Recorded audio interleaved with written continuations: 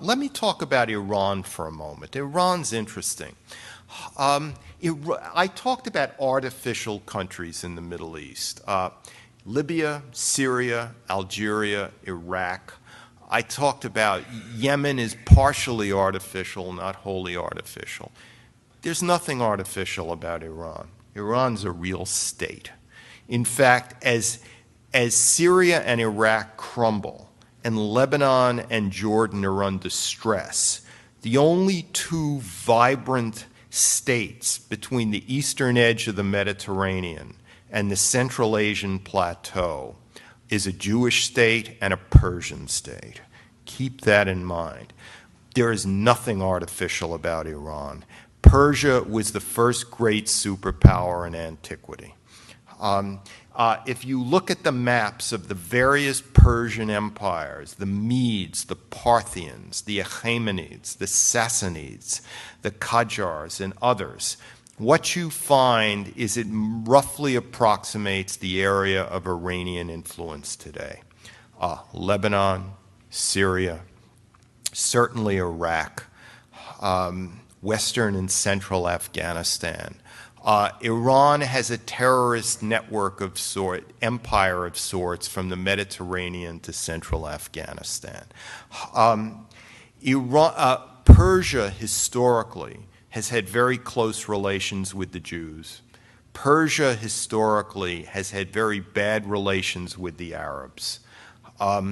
Persia historically will be around for decades and decades to come because, as I said, it's a real state. I cannot promise you that Saudi Arabia will exist for decades and decades to come, because Saudi Arabia is artificial, though I never got to talk about it. Saudi Arabia is not is not synonymous with the trapezoidal Arabian Peninsula in the way that Iran is synonymous with the Iranian plateau, with the Iranian plateau. So it wouldn't surprise me at all if 10 years from now the United States had closer relations with Iran than it has today with Turkey or Saudi Arabia. And I infer this from geography. I infer that there's a lot that the U.S. and Iran have to talk to each other about. They can each do each other a lot of good in a naked strategic fashion. The worst nightmare of the Saudis in Riyadh, the absolute worst, which infuses so many of their conspiracy theories, is that the U.S. will have a rapprochement with Iran.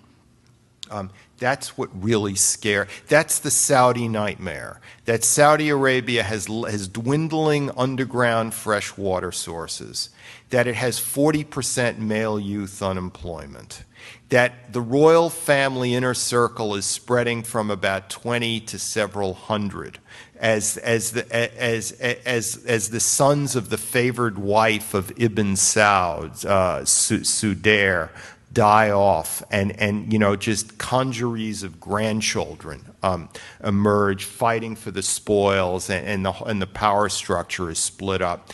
And meanwhile, the Iranians and the Americans find they have a lot to discuss around the table. And if they can get by this nuclear issue, I think you're going to see a very, very different Middle East. Let me close with the Western Hemisphere. Let me talk a little bit about the Western Hemisphere. And back to China for a second. China is projecting power out into the South.